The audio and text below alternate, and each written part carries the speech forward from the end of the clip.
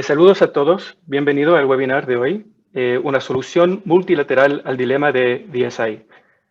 Aquí nos referimos al dilema relacionado con la información digital sobre secuencias de recursos genéticos, significando DSI, y soluciones con potencial para resolver el dilema en el contexto del marco de ABS, significando el acceso de recursos genéticos y participación en los beneficios que se deriven de su utilización, debajo el marco establecido por el Convenio sobre la Diversidad Biológica y su protocolo de Nagoya.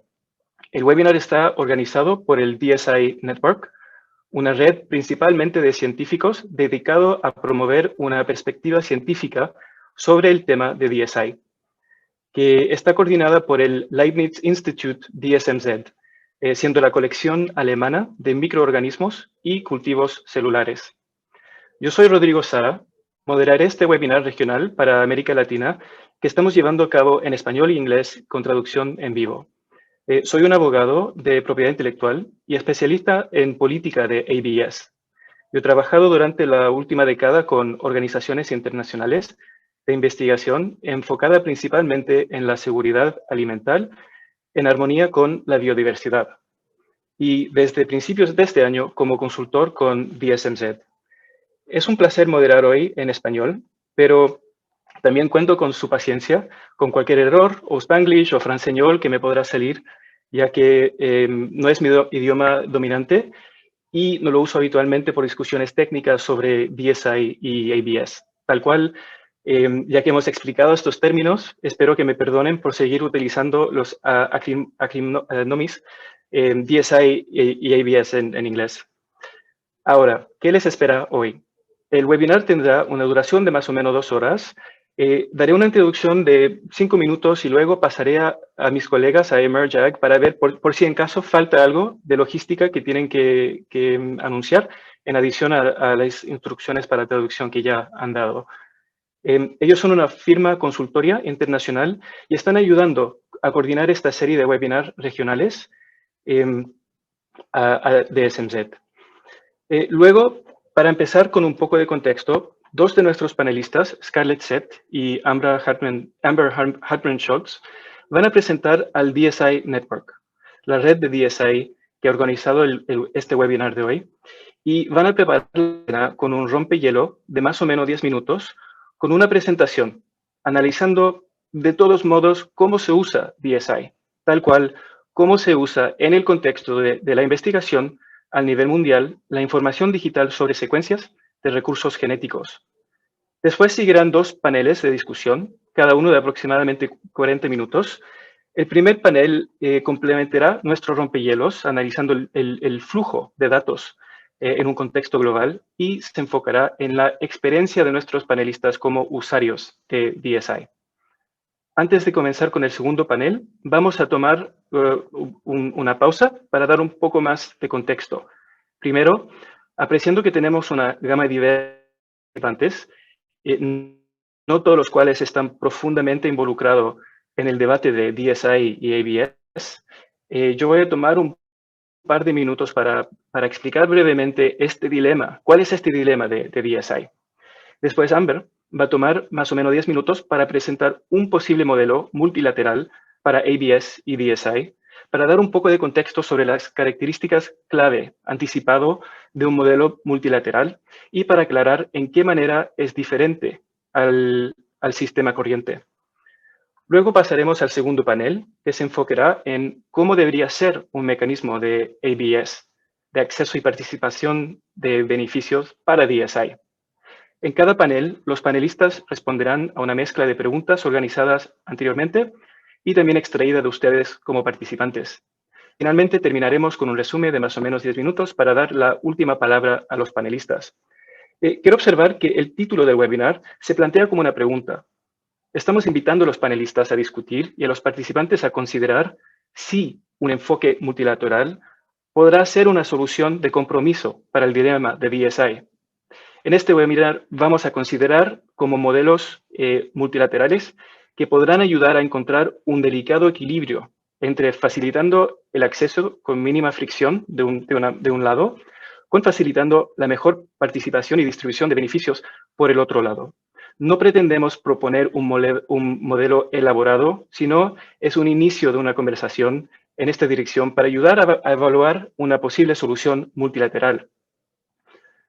Parte de la motivación en organizar esta serie es que consideramos que la discusión política global sobre este tema se beneficiaría de una perspectiva científica más profunda y con mejor comprensión de cómo los investigadores actualmente utilizan DSI adentro de la cadena de valor de la investigación y la innovación. Uno de los objetivos principales en crear el DSI Network y también en proponer esta serie de webinares es para armar los investigadores y científicos para que se informen, para que se expresen y para que participen activamente en las discusiones sobre DSI adentro de sus propios países, a nivel regional y también a nivel global, ya que como usuarios de DSI es el grupo o es uno de los grupos que serán directamente afectados por cualquier solución que será adoptada para resolver este dilema. Nuestros panelistas son todos miembros del DSI Network y son investigadores distinguidos y apasionados por la ciencia y la política científica.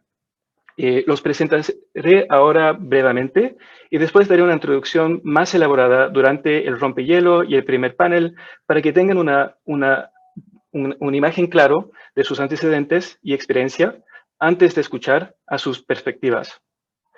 Entonces, con placer, introduzco a Alejandra Sierra, de la Universidad Mariano Galvez de Guatemala, a Felipe García Cardona, del Instituto de Biología Alexander von Humboldt de Colombia, a Scarlett Seth, del Archivo de Virus Europeo EVA Global, el proyecto EVA Global, a Amber Hartmann-Schultz, del Instituto Leibniz DSMZ en Alemania, y Manuela de Silva, de la Fundación Oswald Cruz, Fiocruz, Colecciones Biológicas de Brasil.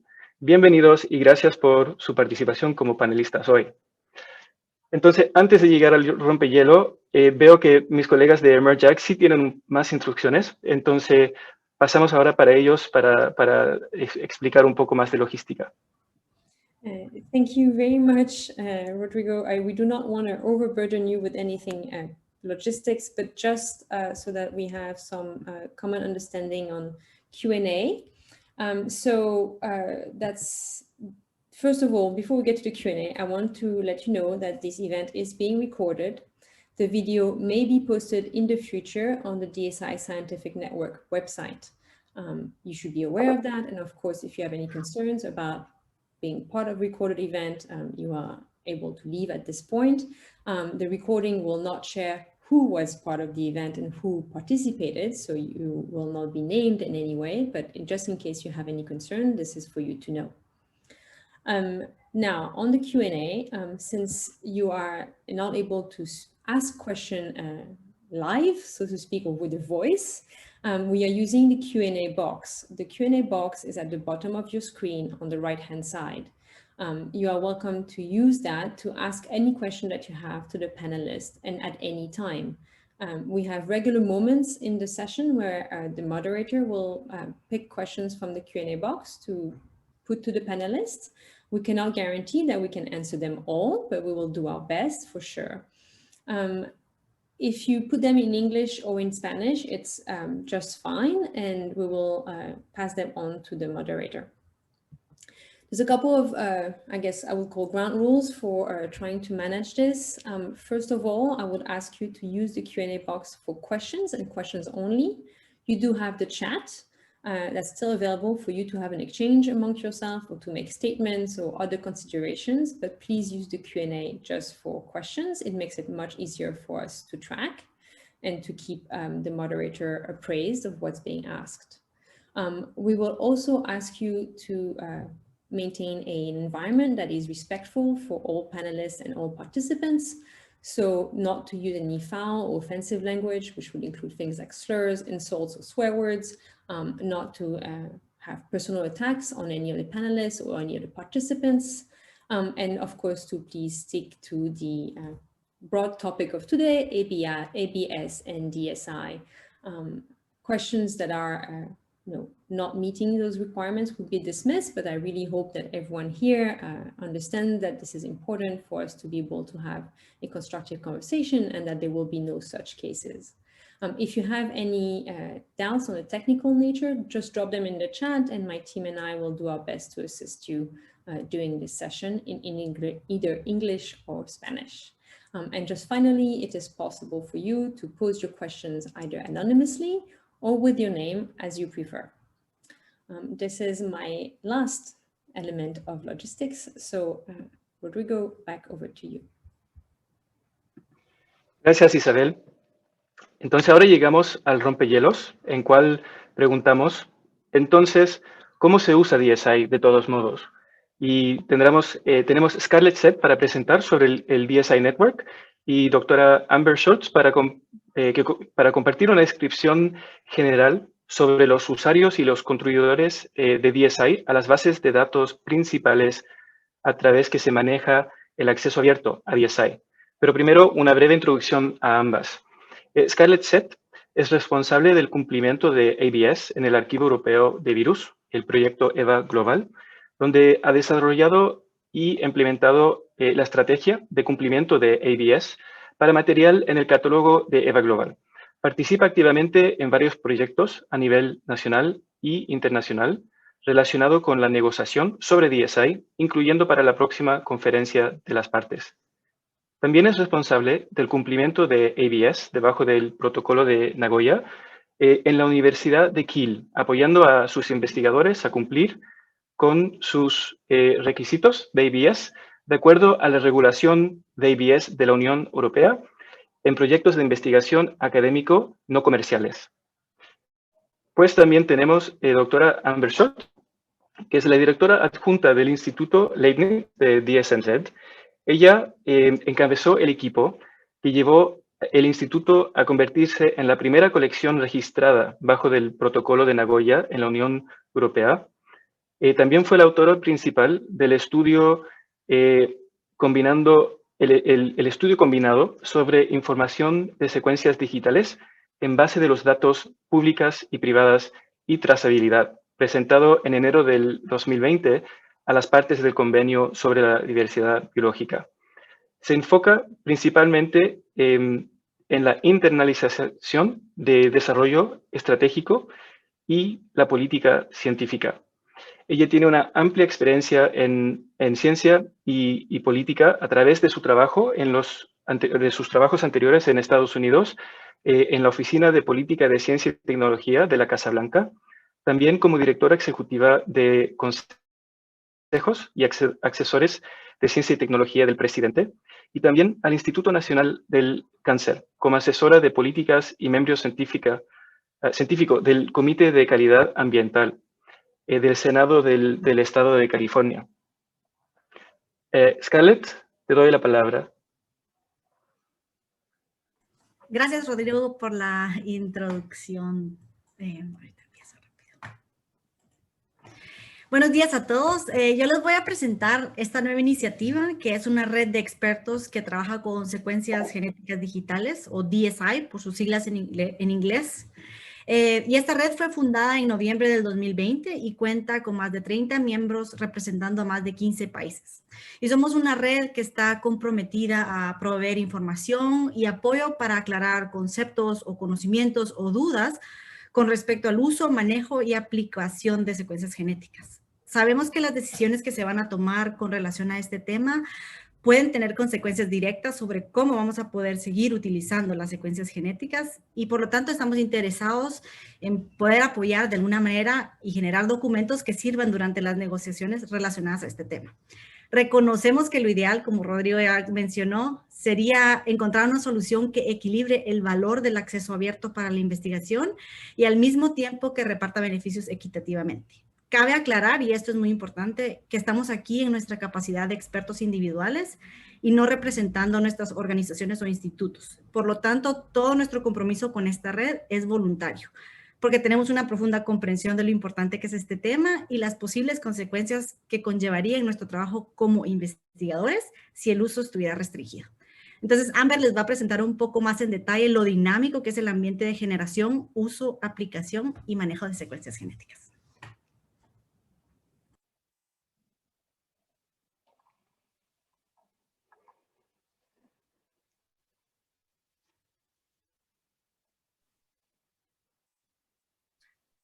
Thank you, Scarlett. Thank you, Rodrigo. And it is a pleasure to be here with you all today. I have to say, you are supposed to get a Spanish version of this. I talked at the Asia webinar earlier this morning, but my colleague, Dr. Ivan Cancio, was hindered by health challenges. And so you get me today instead. He is much more fun than I am. So my apologies in advance for that, but I will do my best in his absence.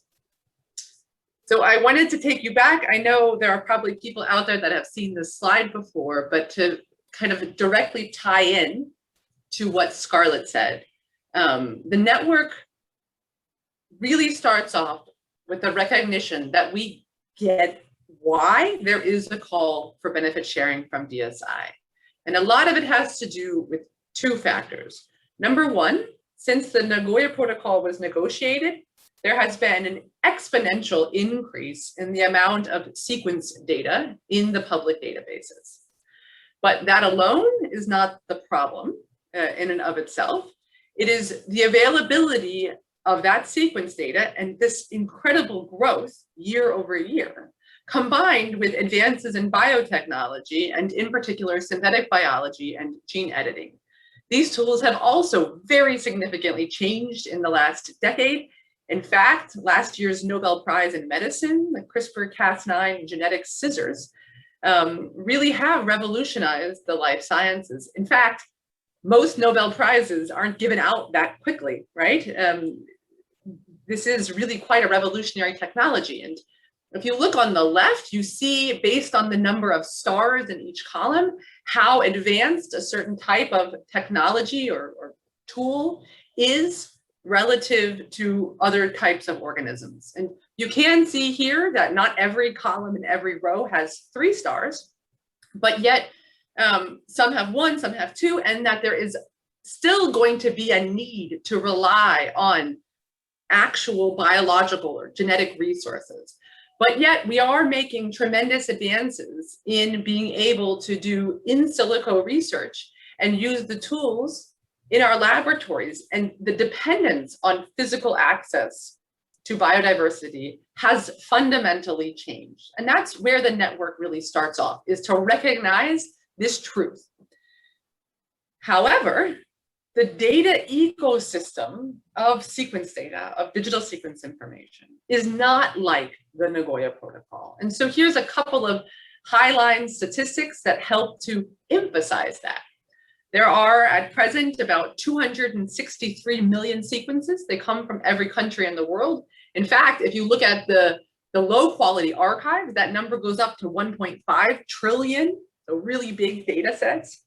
The entire DSI data set is downloaded 34 million times a year and often in its entirety. There are about 10 to 15 million users, again, in every country in the world. And then these data are pulled through about 2,000 downstream databases themselves that also have users and additional data distribution. This whole complex world is captured within about 500,000 publications and also patent applications. And the fundamental difference is that DSI, in order to understand it, requires comparison. And I think it's really elegant to take a look at a pretty male lion sitting there somewhere in the Serengeti and say, when I look at that, I'm pretty sure it's a lion. But when I look at this picture on the right, I have no idea what that means. Why? Because it cannot rationally identify TGACAT. The only way I can make sense of those letters is to compare them with lots of other letters that scientists before me have tried to understand, also through comparison and lots of lab work. And so the fundamental dilemma that we have is that we rely on this open and ever-growing data set and this world of very big data. So to give you a little bit better sense of what that use and reuse patterns look like, we thought it might be interesting to take a look at a subset of OpenDSI. So 9 million sequences for which country information is available. We know what the country of origin was for the genetic resource, cited in about 118,000 open access publications. And what we've done is to take these publications and ask who was the author of that publication and where were they physically located. So that in this case is the user, and in this case, the using country would be Peru. Then we can, through text mining, go through and find the unique identifiers that are in the publication. So in this case, AF307324. And then we can look up that sequence number in the sequence databases. And we can find out, okay, the country of origin for that strain, for that sequence was, in this case, Brazil. So this would then turn into the result. The providing country was Brazil, that's where the genetic resource came from, and the using country is Peru for this scientific publication. And when you do this over this large data set, you can start to ask questions about use and reuse of scientific data. So here, talking about the providing side of the equation, DSI from Brazil is used by 108 countries around the world. So you can see a huge geographical diversity, ranging from Swaziland to Gabon, Venezuela, a neighbor, and again, back over to Africa and Senegal, as well as the country I'm sitting in right now here in Germany. So a big, large distribution, about half of the world. On the other side, you can ask, where are Brazilian scientists getting their DSI? And they're getting their DSI from 141 countries. So on balance, more using than actually providing. And again, all over the world, you see similar countries popping up again here, Germany, India, Iran, even Argentina, again, a neighbor. And you can see that the geographical cacophony is really widely represented here. Then we can move on to other panelists that we'll hear from today, over on to Colombia. And we can see that 56 countries, about 1/4 of the world, is using Colombian DSI.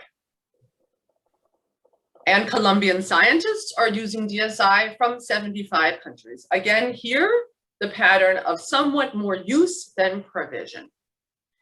There can be many reasons for this, and this is not necessarily a quantitative analysis of the amount of use that sits behind this. But again, you'll see a variety of countries being represented here, ranging again from the next country that we'll look at, Guatemala, to Lebanon, over to Mexico, and even further over to Italy or Germany and Japan. Our next country from our panelists today, from Alejandra and from Scarlett, there are 30 countries that are using Guatemalan DSI. So again, you see Guatemala is an even smaller country. We started with really big Brazil, then down to Colombia, and Guatemala is even smaller. And you can see that there are a number of countries, again, using DSI from Guatemala. And here you do see this expected provider-user dichotomy in which Guatemalan scientists are using DSI from only 8 countries, so the smallest one that we've looked at today.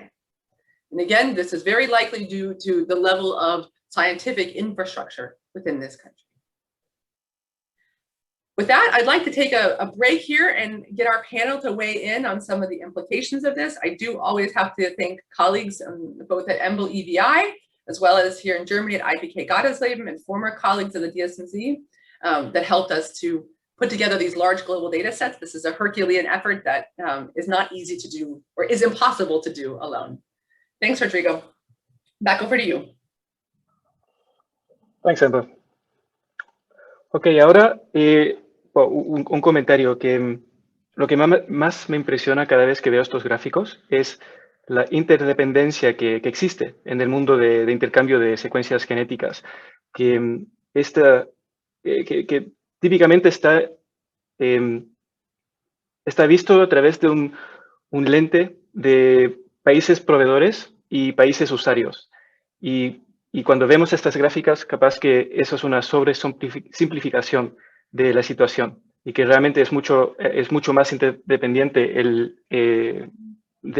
al nivel de país, pero mucho más, pero para ser más preciso, al nivel de los científicos adentro de esos países. En fin, una observación. Y ya con esa presentación tenemos todo el contexto necesario para empezar con nuestro primer panel, en que enfocamos sobre la experiencia del usuario de DSI. Ya conocemos el perfil bien de Scarlett y de Amber, y es tiempo ahora para conocer mejor nuestros otros panelistas. Empezamos con Alejandra Sierra. Es una profesora en la Universidad Mariano Galvez, en Guatemala, donde enseña sobre elaboración y evaluación de proyectos de investigación y innovación tecnológica.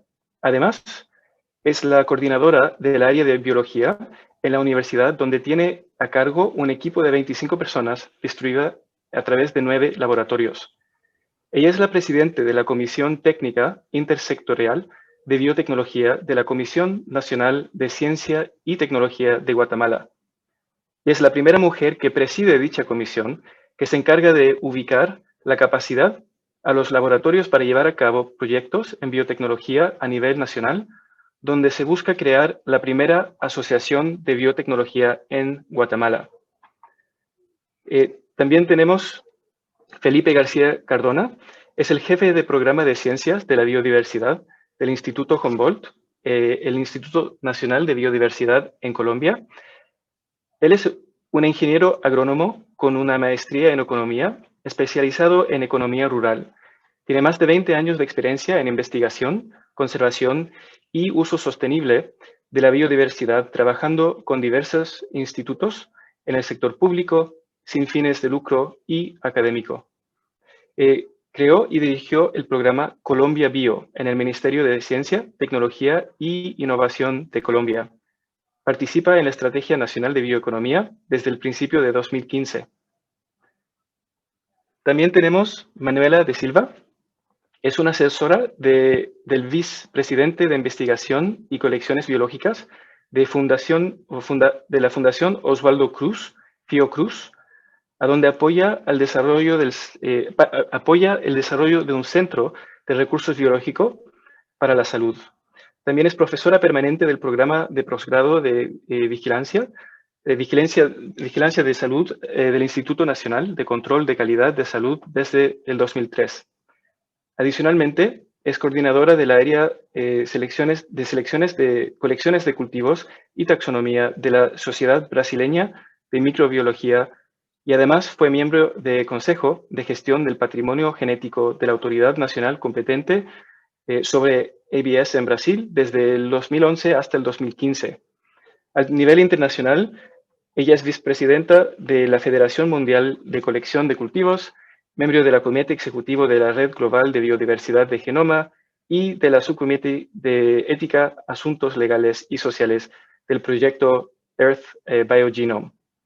Ahora que tenemos una mejor idea de nuestros panelistas y un buen contexto después del rompehielo, estamos listos para preguntar sobre sus experiencias como usuarios y contribuyentes de las bases de datos de DSI. La primera pregunta, empezando con Alejandra y pues siguiendo con Felipe. Alejandra, queremos saber cómo usas DSI. ¿Qué es lo que es importante para ti como usuaria de DSI en la investigación? Muchas gracias por la introducción. Pues cabal, como lo dice, y muy conectado a lo que nos presentó Amber, pues yo trabajo en una universidad privada que es la única que tiene ahorita equipos de secuenciación. Entonces nosotros tenemos 2 equipos de secuenciación bastante grandes. Hay otra universidad privada que va a adquirir un equipo, pero es bastante pequeño. Entonces nosotros tenemos poca infraestructura como país y por eso es que también vieron pues esas gráficas pues que no tenemos tanta información intercambiando. Pero eso es lo que queremos estar trabajando, cabal, con Scarlett también, que queremos empezar a trabajar y a involucrar a los científicos. Y nosotros en Guatemala, en el Instituto de Investigaciones, lo que trabajamos con DSI es en el diagnóstico de enfermedades raras. Entonces nosotros lo que hacemos es usar exoma clínico, que se llama ese genoma con todos los genes que están relacionados a una enfermedad para diagnóstico de enfermedades raras. También analizamos variantes de mutaciones en tumores sólidos en pacientes con cáncer. Y eso es lo que nosotros nos estábamos especializando. Sin embargo, al ser la única universidad que tenemos esta cantidad de equipos, lo que hemos hecho es abrir este uso de equipos para cualquier investigador que quiera utilizarlo. Y ahora nosotros nos hemos involucrado más en diversidad biológica, en ver microbioma, y fuimos el primer laboratorio en que secuenció COVID. Entonces nosotros estamos como abriendo más el paradigma de generación de información digital de secuenciación para cualquier investigador que quiera aplicarlo. Además, pues hablando de lo que es importante para mí del DSI, es que yo necesito que esta información digital, así como lo estamos viendo nosotros físicamente en el equipo, que cualquiera pueda utilizarlo, pues también que cualquiera que pueda generar esa información o que necesite esa información, porque aunque no tengas el equipo, esta información te permite comparar y te permite generar información científica, que todo sea legal, que cualquier país esté protegido tanto en su secuencia, que sea de libre acceso, porque es muy importante que nosotros podamos tener acceso a este tipo de información y que cualquier persona, tanto investigador como estudiante, como profesional en industria, en el área pública o privada, pues pueda utilizar esta información. Gracias, Alejandra. Y ahora para escuchar de la perspectiva de Felipe. Gracias, Rodrigo. Bueno, no, primero que nada, muchas gracias pues por hacer parte pues de este panel y poder como compartir algunas de las experiencias desde Colombia. Bueno, antes que nada yo quisiera excusar a mi país porque creo que no es mucha la representación, pero es que hoy tenemos día feriado, hoy es feriado en Colombia, entonces realmente creo que eso también va a afectar la participación de investigadores de mi país. Y bueno, digamos que yo quisiera como contar un poco desde el Instituto Humboldt y voy a robarme unos minutos, sobre todo para dar contexto del Instituto Humboldt. Humboldt es, como tú lo introdujiste, Rodrigo, el Instituto Nacional de Biodiversidad. O sea, nosotros, pues es un instituto que nace en un momento muy bonito porque nace posterior al acuerdo pues, de Río, pues digamos que una vez que Colombia ratifica el Convenio de Diversidad Biológica, que fue hacia el año 94, 95 aproximadamente, es que nace el Humboldt, o sea, tenemos más o menos 25 años. Y como Instituto Nacional de Biodiversidad, pues ha pasado también como por momentos en donde pues ha evolucionado en función también de cómo ha evolucionado también la tecnología. Sin embargo, digamos como que quiero hablar como de tres momentos principales como que han sido parte como de la obsesión del trabajo del instituto. Uno fundamental es el inventario de biodiversidad. O sea, Colombia es un país megadiverso. Colombia pues el primero en por kilómetro cuadrado en el mundo, después de Brasil. Es decir, en términos de cantidad, o sea, somos el segundo, pero el primero por kilómetro cuadrado. Entonces, Colombia es un país de una diversidad muy grande. Y desde el comienzo, realmente digamos, la obsesión del instituto es tener ese registro de biodiversidad que tenemos. Y yo creo que pues en eso, pues parte de las funciones que tenemos, una de las funciones que tenemos es lo que llamamos el Registro Nacional de Colecciones, que yo sé que en varios países se tiene. Nosotros somos los responsables de ese Registro Nacional de Colecciones. Y las colecciones, ustedes han evolucionado mucho también, pues digamos, en el mundo, pues en Colombia, pues mucho más, pues también, empezando pues por las, digamos, esas colecciones biológicas enfocadas en plantas, las enfocadas en zoología y ahora pues las enfocadas en microorganismos. Eso ha sido una evolución increíble y eso ha sido también algo que se ha convertido pues en parte de la evolución del instituto, es en tener, después de manejar ese registro de colecciones, un sistema de información en biodiversidad. Y ese sistema de información en biodiversidad que es, digamos, que es abierto, que es, digamos, de libre acceso, es un sistema de información que en este momento tiene más de 52.000 especies de plantas ya registradas y eso ha sido un esfuerzo muy grande porque pues ha sido conectar toda la información de las diferentes colecciones en el país. O sea, es una red increíble, por un lado, pero entonces ahí es donde pues empieza a entrar pues como parte de este capítulo de la información, precisamente el cómo nos apoyamos nosotros con las secuencias digitales, y es donde empezamos a trabajar mucho el tema de código de barras de ADN. O sea, es decir,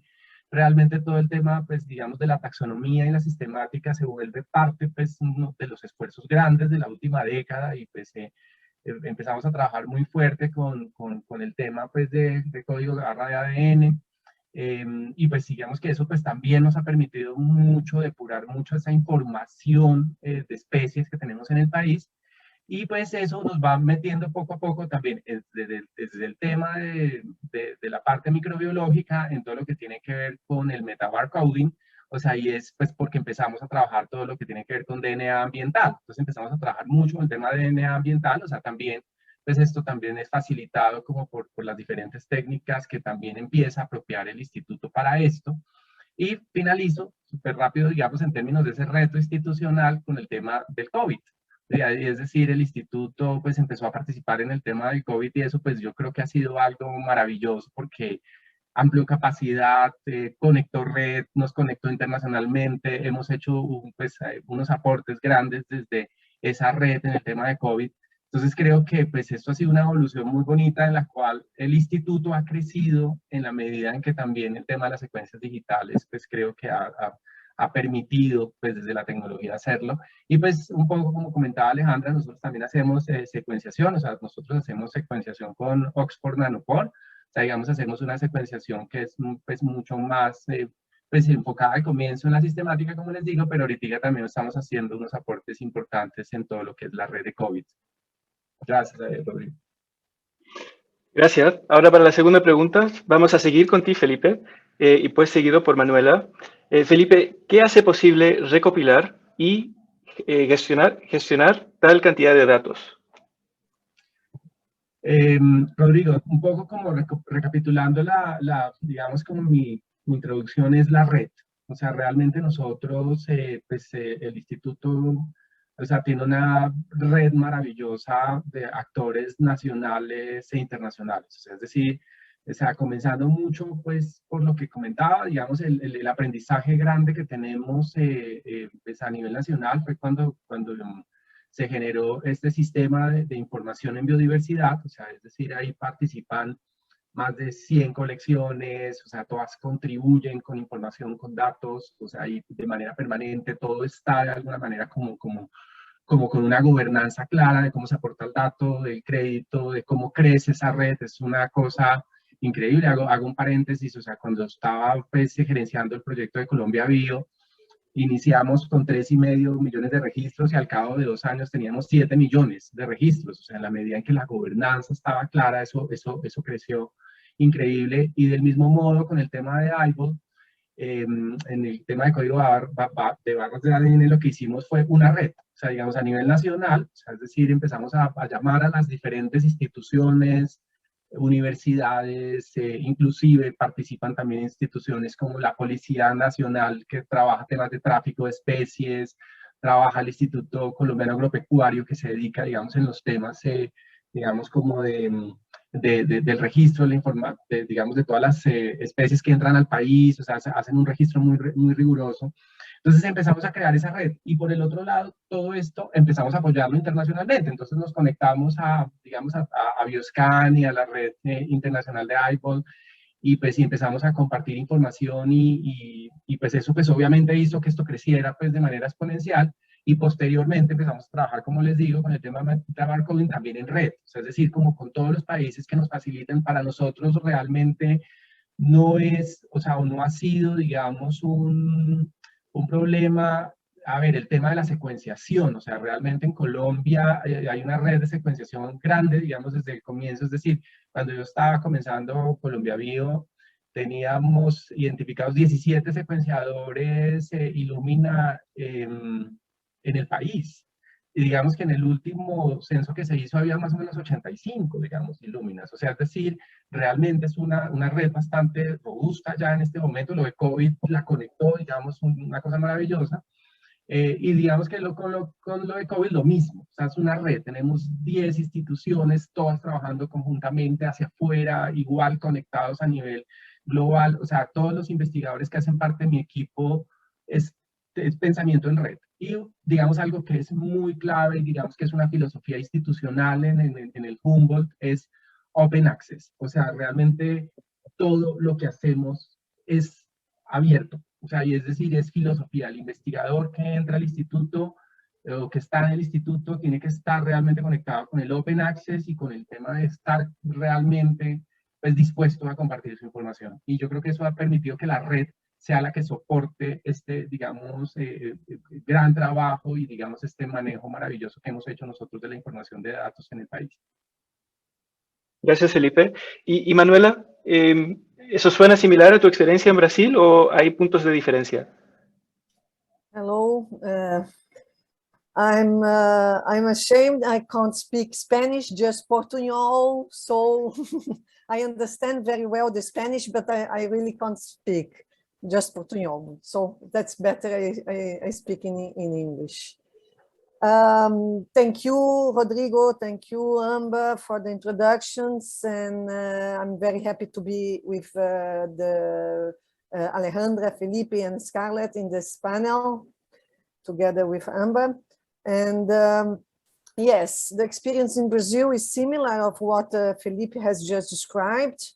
For example, I can talk about my own institution, Fiocruz, Fundação Oswaldo Cruz is research institution on public health. So we work very much with COVID-19 at the moment. We also have a very strong genomic network. So several researchers working with the sequence of these virus and the variants, and taking part of national networks and the international network too. So I guess since we have a huge biodiversity with a very big diversity of microorganisms, but as well animals and plants. So we have lots of researchers working with different areas related to biodiversity, taxonomy, phylogeny, epidemiology, biotechnology in general, in the field of food, environment, health, and industry, and so on.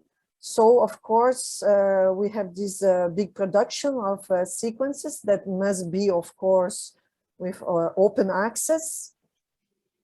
And our biological collections also help very much. In Fiocruz, we have a big network of biological collections. We have 33 collections, and many of them working with sequencing the representatives preserved in these structures. And but of course, we can't forget about the benefit sharing if we have products developed with this data.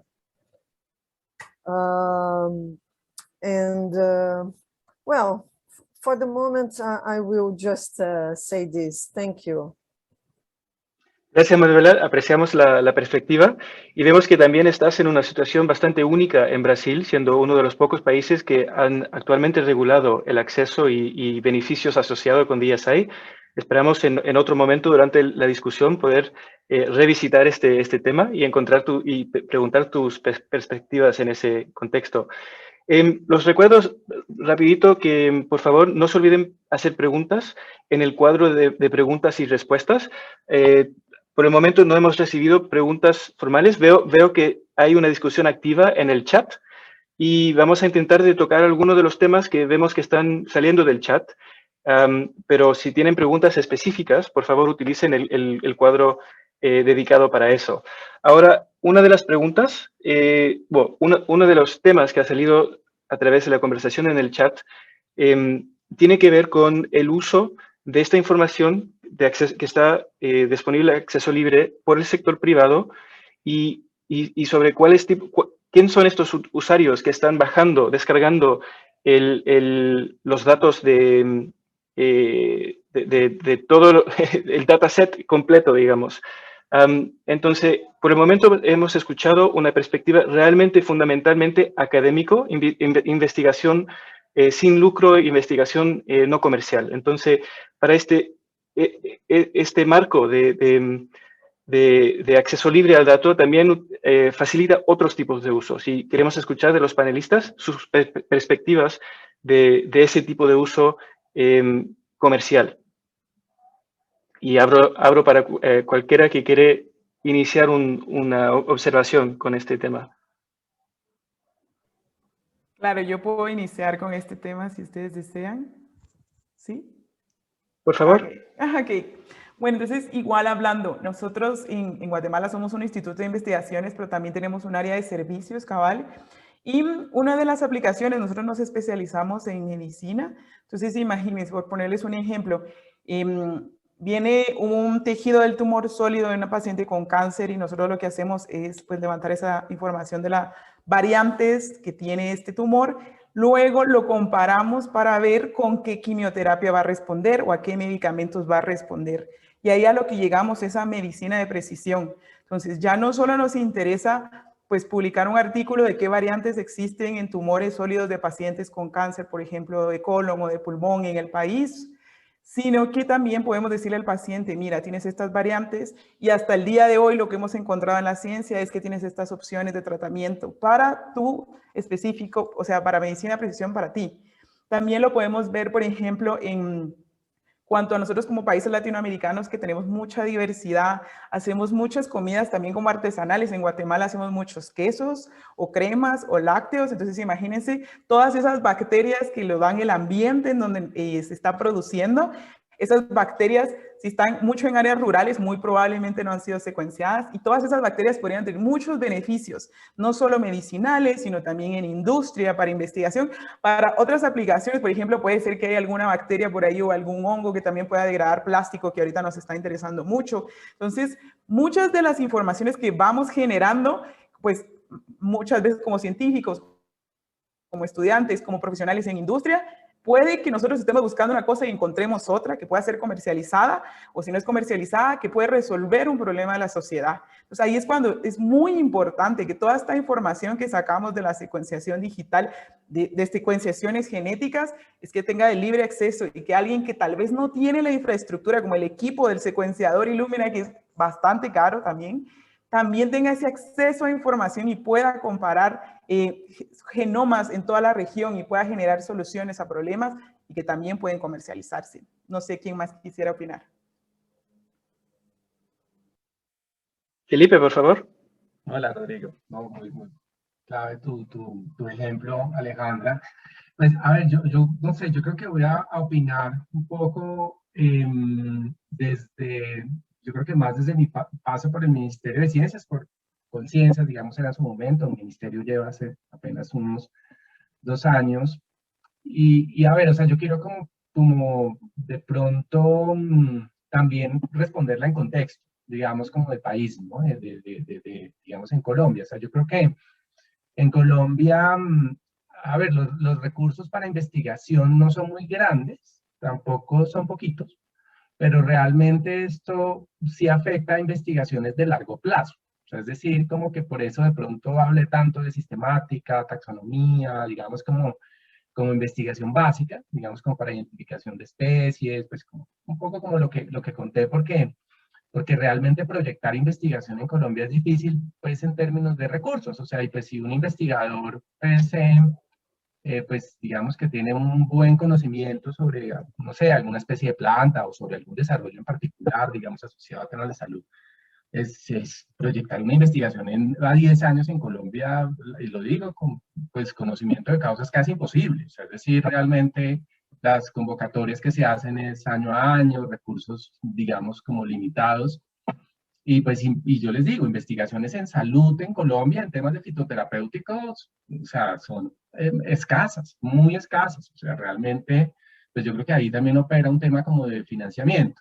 ¿Y qué ha sucedido? Y pues en eso, frente a este tema de investigación en recursos genéticos, yo lo que creo que ha pasado es que en Colombia hay como muy poca aproximación como entre la empresa y la academia, como entre la industria y la academia. Realmente hay muy pocos ejemplos frente a eso. O sea, ¿por qué? Porque, en mi opinión también, hay unas enormes expectativas de los investigadores frente a los resultados de su investigación, o sea, y más en recursos genéticos. O sea, es decir, puede que tú en una prueba de concepto hayas encontrado algo que pueda tener posibilidades, pero de la prueba de concepto a que eso tenga, digamos, posibilidades comerciales, o sea, le falta mucho. O sea, digamos que hay que ser claros. Y yo creo que desafortunadamente ahí, pues muchas investigaciones se quedan truncadas, porque pues una empresa llega y te dice, yo te doy tanto, yo te aporto tanto, pero pues básicamente pues Sí, o sea, el investigador dice, no, esto cuesta tanto.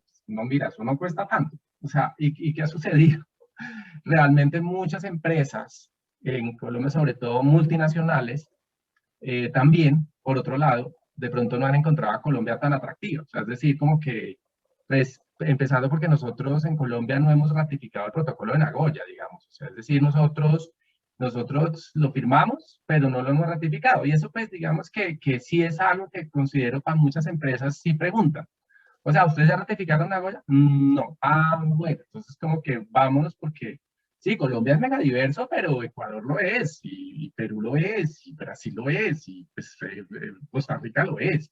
Entonces yo creo que ahí también, un poco para no extenderme, Rodrigo, con la respuesta frente al tema digamos, como del tema comercial, yo creo que hay muchas más cosas alrededor que solamente el tema de acceso. O sea, es decir, el tema de acceso es algo, pero creo que hay un conjunto de cosas que en un país como Colombia, que representa mucho a los países latinoamericanos, también es importante considerar en este tema.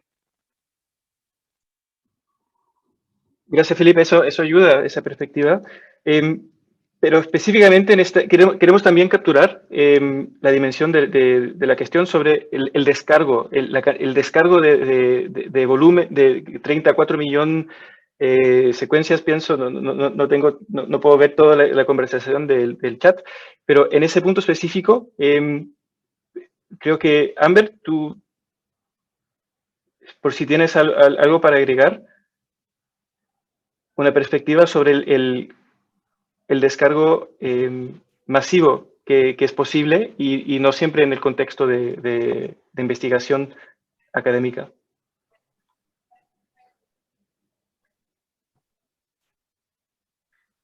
Yeah, sure, Rodrigo. I think if I remember the question, the second bullet point that I had on my, I believe, third slide was 34 million downloads of the full 268 million sequences. And who exactly is downloading that? We can tell which countries are, where the users are in which countries that are downloading those data sets, but the information provided by the database host does not give us greater resolution because of privacy concerns. So we only have that.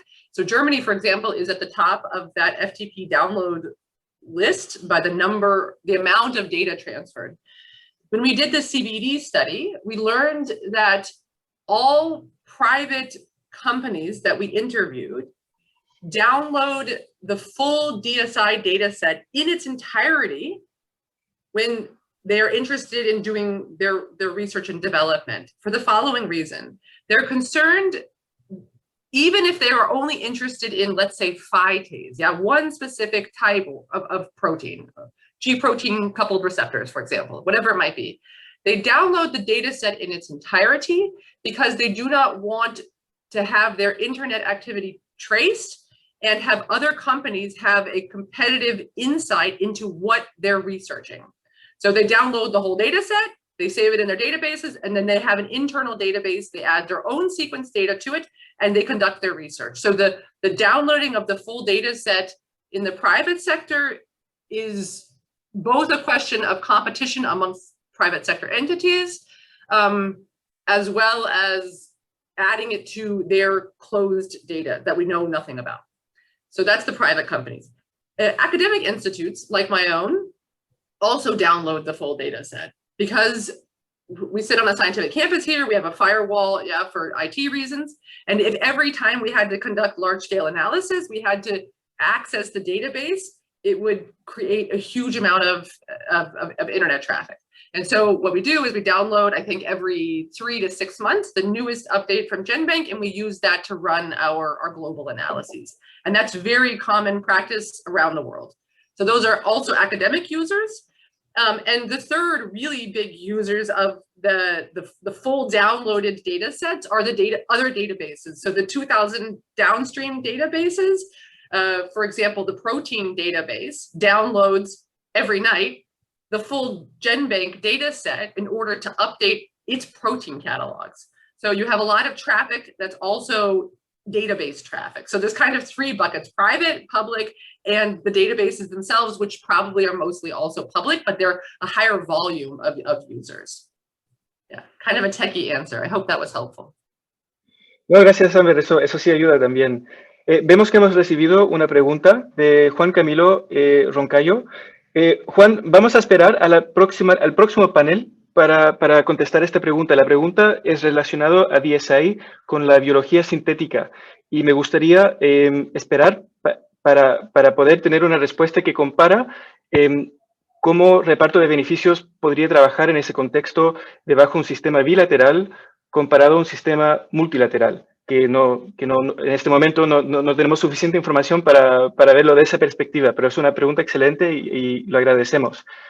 Para la última pregunta para este panel, vamos a empezar con Scarlett y pues pasamos a Alejandra. Y la pregunta es, queremos saber cómo la generación, el intercambio y uso de DSI genera beneficios para otros, más allá del beneficio a los investigadores que usan el DSI directamente. Ahora, hasta el momento, realmente hemos escuchado el beneficio para la comunidad científica y queremos saber cuánto más allá va los beneficios y qué tipo de beneficios son. Scarlett. Gracias, Rodrigo. Pienso que un ejemplo actual, y va a ser el más fácil, de cómo este uso de secuencias genéticas ha sido usado para el beneficio de todos, es el caso de la pandemia.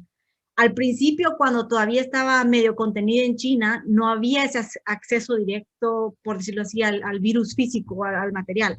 Y fueron con las secuencias que se depositaron abiertamente por los científicos chinos que se pudieron comenzar a hacer los kits de detección y determinar de qué virus se trataba, qué características tenía, todo esto. También gracias a estas secuencias originales que todavía están disponibles, se pueden comparar las diferentes variedades de cepas y poder determinar cuáles son las áreas del genoma que han cambiado desde el principio hasta ahora. Ya vi que alguien puso un comentario acerca de las vacunas. Ahora, el tema de distribución de vacunas es otra historia completamente, pero la producción de esos kits al inicio de la pandemia fue crucial que pasara rápido, porque no se podía perder tiempo y se tenían que desarrollar para poder distribuirlos globalmente, ¿no? Entonces yo pienso que eso podría ser un ejemplo de cómo se usa esto para beneficio de todos, porque esos kits se han usado en todo el mundo.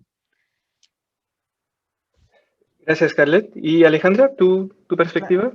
Claro, yo se la doy. Yo creo que también está conectado en cómo es que es posible nosotros pues crear esta red y esta cantidad de datos. Y si volvemos a tomar la pandemia o cualquier enfermedad, es que no necesitamos secuenciar el virus en nuestro laboratorio. Por ejemplo, ustedes no tienen un secuenciador en su laboratorio, pero ya se encuentra la secuencia y ustedes lo que quieren analizar es una posible vacuna, un posible tratamiento. Así como lo dijo Felipe, por supuesto yo lo estoy poniendo como muy sencillo y que va a pasar rapidísimo y es una investigación de años y que puede ser que no tenga ni un solo resultado, pero esa investigación de años comienza aunque ustedes no tengan su equipo de secuenciación, con información digital que ya se encuentra en la red y es open access. Eso es lo que nos permitió, por ejemplo, el desarrollo de vacunas o el desarrollo de kits a nivel mundial en diferentes países. Aunque no tuvieran la secuencia, muchos podían ya crear ese kit, pues ese PCR o hacer el LAMP o, por ejemplo, pues una vacuna o hacer algún medicamento, pero porque todos teníamos la información. Si ponemos a pensar, si cada uno tuviera que haber hecho su propia secuencia porque estuviera restringido este acceso, muchos de los países se querían afuera, muchos de los equipos de investigadores que encontraron respuestas se hubieran quedado afuera porque todo el presupuesto se hubiera ido en intentar secuenciar. Entonces, esto tenemos que trabajar en un equipo multidisciplinario y esto nos lo permite porque nos conecta no solo como a región dentro de nuestro país, sino a nivel mundial con personas que ya han avanzado en el tema, con personas que ya son especializadas en cierto tipo de enfermedad, en cierto tipo de diagnóstico. Pues acá solo lo estamos hablando de forma de medicamentos, pero en general en biología sintética, en agricultura, en muchas aplicaciones nos permite esto de los beneficios de esta información genética es que lo podemos aplicar y responder cualquier pregunta de investigación que tengamos. Gracias, Alejandra. Y chequeando si alguien tiene un último comentario en ese tema. Si no vamos a... había dicho que era la última pregunta. Tenemos una más, pero vamos a pedir una respuesta cortita. Es solo para entender, y pienso que ya con la presentación de Amber ya tenemos una idea de por qué es diferente utilizando el DSI comparado a los recursos genéticos, pero para tener una perspectiva no tan una perspectiva fuera de los gráficos y afuera de la data, ustedes como científicos, ¿cuál diferencia hay para ustedes entre utilizando los recursos genéticos y utilizando el DSI? ¿Y por qué se justificaría tener un diferente sistema por DSI? Y vamos a empezar con Felipe. Yo creo que Alejandra me parece que respondió un poco, digamos, un poco eso. O sea, yo creo que es lo que decía yo de, a ver, yo creo que para mí mucho parte de las expectativas de la investigación y de la complejidad de la investigación. Es decir, como que, claro, cuando tú, o sea, como que cuando tú te planteas como la pregunta desde una básica aplicada, digamos, una prueba de concepto, o sea, el DSI te puede ahorrar mucho tiempo, digamos. Es decir, como que la posibilidad de que tú tengas acceso a secuencias digitales, pues básicamente es algo que te va a facilitar mucho la investigación. O sea, yo creo que, o sea, como que frente a eso, fíjense que yo siento que en mi país, hace unos 10 años exactamente, nosotros hace 10 años hicimos un documento de política pública en el país que era sobre biotecnología y biotecnología basada en el uso de biodiversidad, un documento muy bonito de hace 10 años. Pero tú lo lees de hace 10 años frente a lo que está pasando ahora y sientes que parecía un siglo. O sea, es decir, en términos de todo lo que Amber plantea en su gráfica. O sea, es increíble. O sea, es decir, estábamos todavía pegados de la secuenciación. O sea, es decir, todavía estábamos pegados de un tema que hoy es como, ya está superado, digo yo, en términos de la ciencia. Entonces yo creo que esto ha avanzado tan rápido que me parece que las políticas no lo han hecho tanto, pero pues es obvio, digamos, la ciencia pues ha sido colaborativa, acceso abierto, compartir, lo de DSI ha sido maravilloso, nos ha facilitado la investigación, pues la política no ha sido tan rápido. En 10 años yo siento que nosotros hasta ahora estamos resolviendo temas de ABS, estamos resolviendo cosas que están planteadas desde décadas. Entonces creo que hay un delay que es interesante ver y frente a la pregunta que tú haces, Rodrigo, creo que sí, como que la respuesta la da digamos, como la pregunta de investigación que te planteas hace 10 años a la que te planteas hoy. Ya. Pues ya que hemos visto de un poco de diferentes perspectivas este tema, ahora estamos listos ya para avanzar para el segundo panel, pero y espero que ya tenemos una buena comprensión de la experiencia de usuarios de DSI y ahora estamos listos para tomar sus perspectivas a diferentes modelos y si un modelo multilateral podría trabajar en este contexto. Pero antes de mover a ese tema, queremos tomar un poco más de contexto sobre qué precisamente es este dilema de DSI y a qué referimos cuando hablamos de una solución multilateral. Entonces, apreciando que no todos los participantes están profundamente involucrados en el debate de DSI y el ABS, queremos dar un breve resumen de puntos clave para asegurar que estamos todos en la misma página. Entonces, sabemos que este tema sale de la Convención sobre la Diversidad Biológica, vigente desde 1993, que otorga derechos soberanos a los países sobre la biodiversidad adentro de sus territorios. Pues el Protocolo de Nagoya, vigente desde octubre de 2014, implementa el tercer objetivo del convenio a través de un marco que regula el acceso a los recursos genéticos para cumplir con la participación en los beneficios, siendo el marco de ABS que hemos ya mencionado.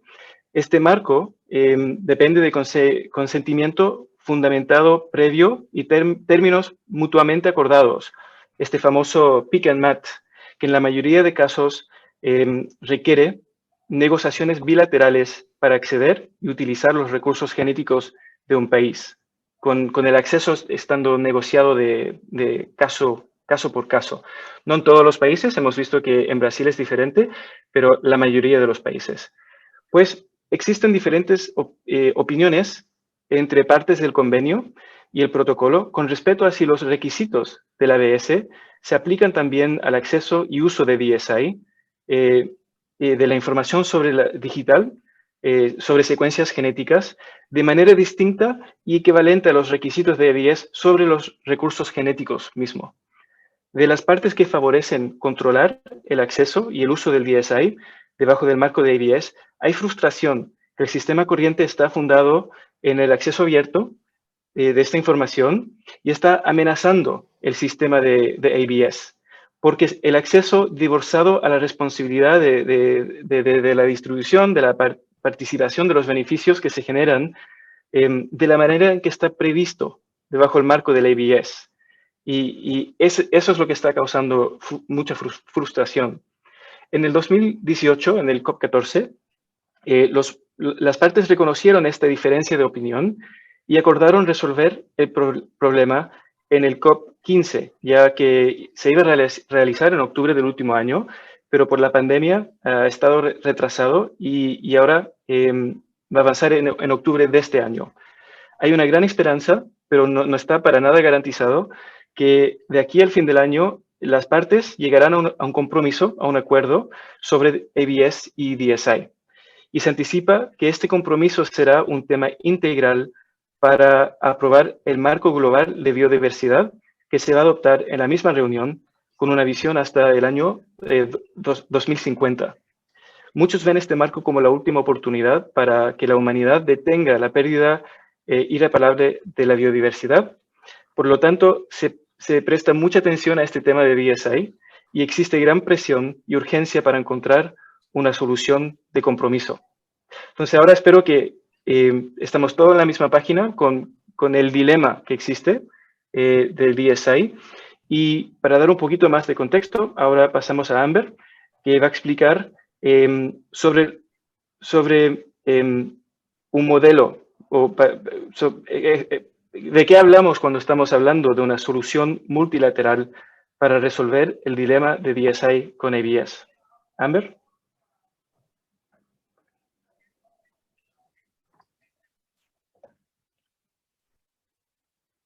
Thanks again, Rodrigo. So I'm going to pick you up where I left you. So the last slide we looked at were the network, the spider web diagrams. And I gave you individual examples of providing and using from Brazil, from Colombia, and from Guatemala. And I sent a link in the Q&A to a colleague that was asking about data for Honduras.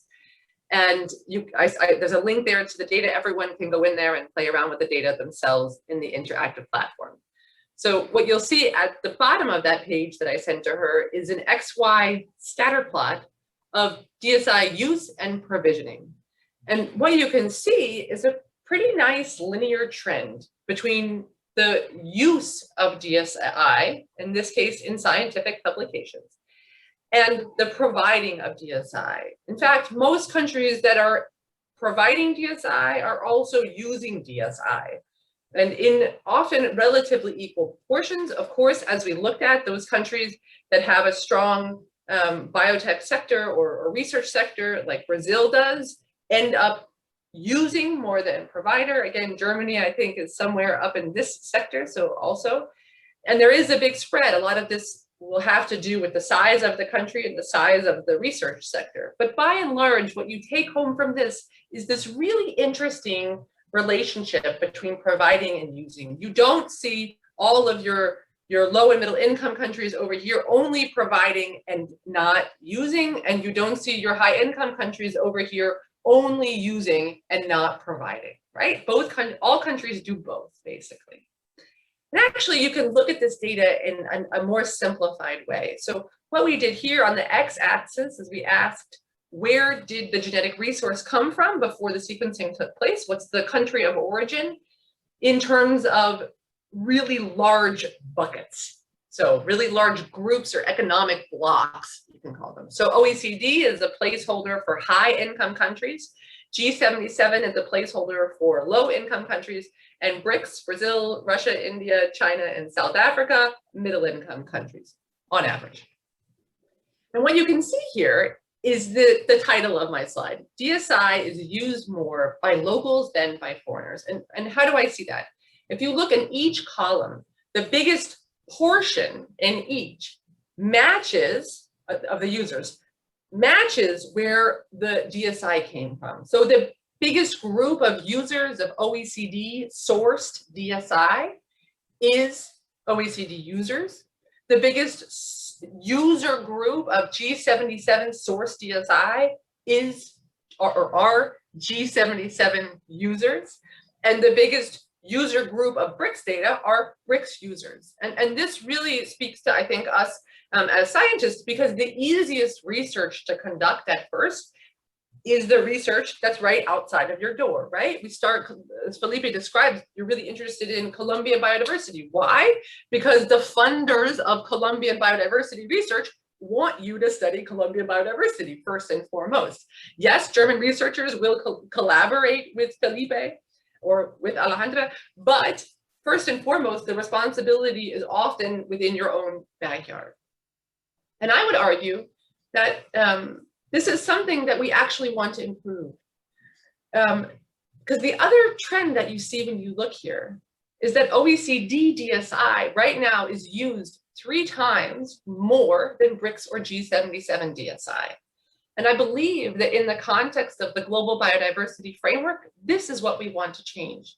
So the gap that I'm talking about is here. You can see the number of publications based upon OECD sourced DSI is 3 times bigger than for G77 and BRICS countries. That means OECD DSI is being used more. Why?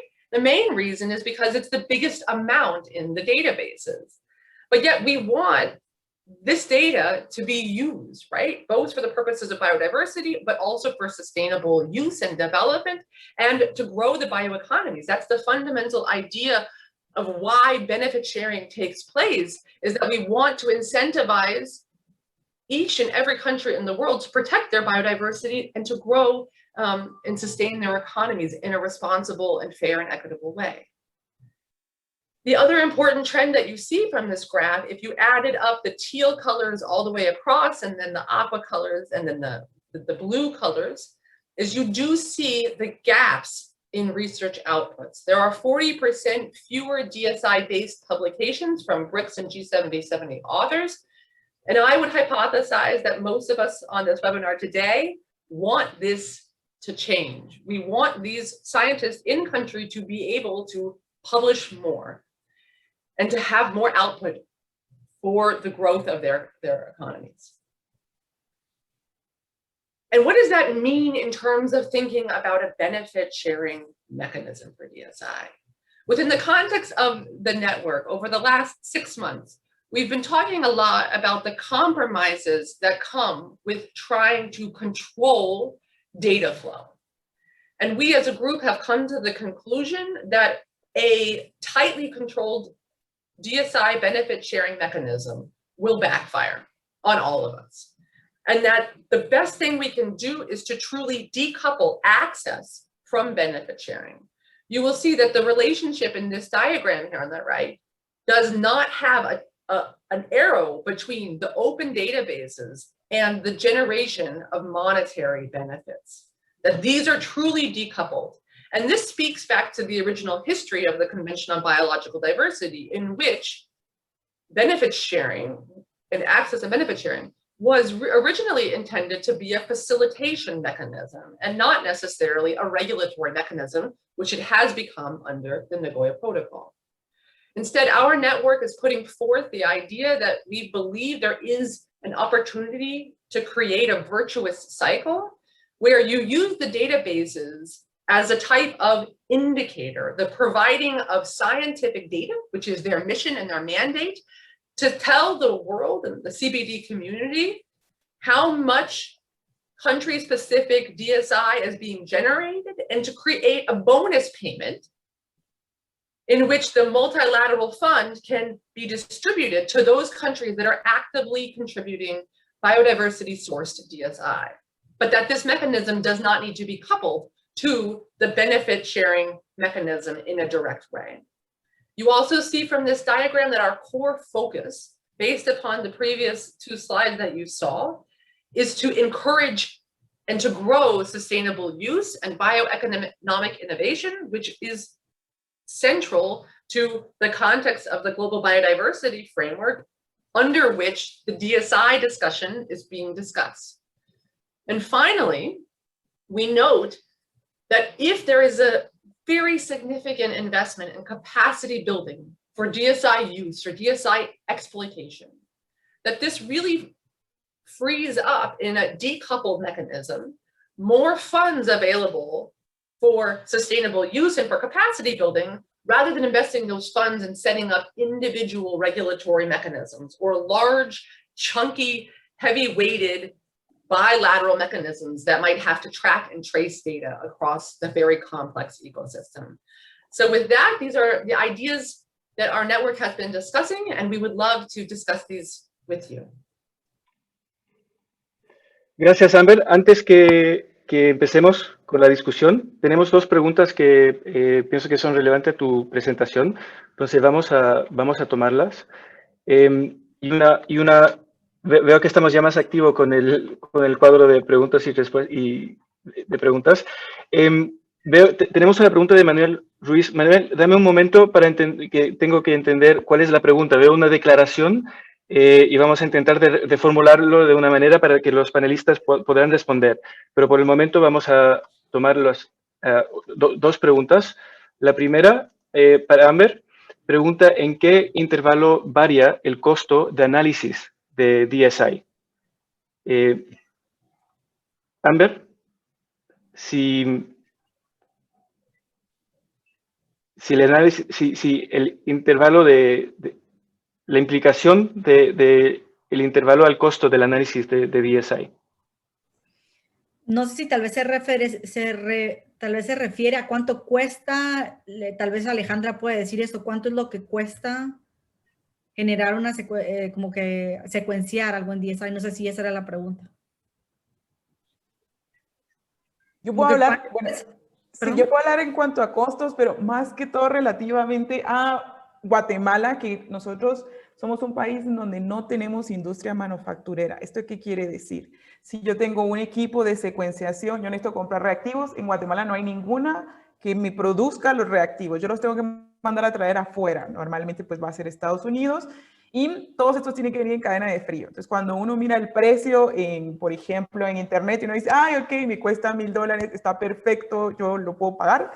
Solo para poner los impuestos, para ver cadena de frío, para sacar registros, a mí lo que costaba $1000 me cuesta $2500 y eso solo es un reactivo. Y eso lo tengo que hacer por cada uno de los reactivos. Esto es solo para extraer la muestra, ponerla en el equipo y sacar esa secuencia de datos. Ahora, esa secuencia de datos que es muchísima información, igual todos los que estamos acá, yo sé que lo saben, pero luego tenemos que analizarla. Este análisis también tiene un costo. ¿Por qué? Porque también, como lo pusieron en el chat y me parece fantástico, es de que necesitamos multidisciplinariedad. Entonces necesitamos al bioinformático que venga y analice los datos, o si es algo nuevo que queremos desarrollar, necesitamos desarrollar un pipeline desde cero y eso también necesita tiempo y recursos. Entonces los datos pueden variar, pero por ejemplo, es que lo quisiera hacer, de una vez lo voy a dividir porque yo puedo decirlo en quetzales, que es la moneda de Guatemala, pero vamos a hacerlo en dólares para que me entiendan cuánto nos costó, por ejemplo, hacer la secuenciación de COVID.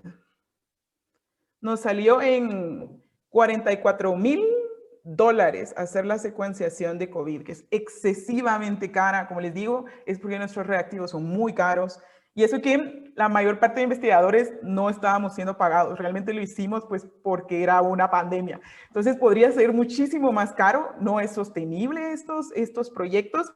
Y por eso es que viene el dilema. ¿Cómo hacemos sostenible estos proyectos? Y también, bueno, igual hay una pregunta ahí también de Manuel, que está hablando acerca de la información y de la cuarta revolución. Y cabalmente es esto, el impacto de la secuenciación es que genera información de manera masiva y necesitamos a estos profesionales que pongan esto, no solo a nivel político, sino a nivel económico. Necesitamos crear un sistema de bioeconomía que nos permita desarrollar estos proyectos que sean sostenibles. Y como lo dijo Amber en su presentación, no estamos hablando acerca de que todo tiene que ser gratis y libre, sino que todo ese beneficio monetario es diferente al Open Access. Y eso es lo que queremos dejar bien claro. Sí se puede generar beneficio económico, se necesita porque estos proyectos lo necesitan para que sean sostenibles. No estamos hablando de que no deberían de existir patentes para nada, sino que tiene que trabajarse en conjunto. Y por eso necesitamos tanto a nivel político como a nivel económico y a los científicos trabajando en equipo. Gracias, Alejandra, por esa respuesta. A ver, un momento que estoy navegando a mis ventanas para ver cuáles preguntas han llegado en el chat y cuáles preguntas tenemos.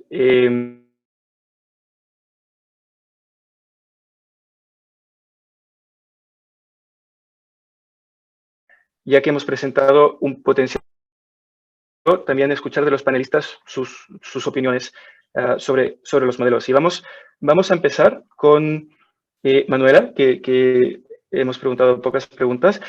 Manuela, queremos saber qué se podrá aprender de la experiencia de APS y Goya en este contexto multilateral que estamos, debajo de estos modelos multilateral que estamos mirando, evaluando. Okay, gracias. Well, Brazil, until recently, was just a CBD. We had a legislation for many, many years. And now, very recently, we became Nagoya Protocol. But we still are, we don't have yet a discussion of a new legislation regarding Nagoya Protocol, because what we have in place is a legislation as a provider.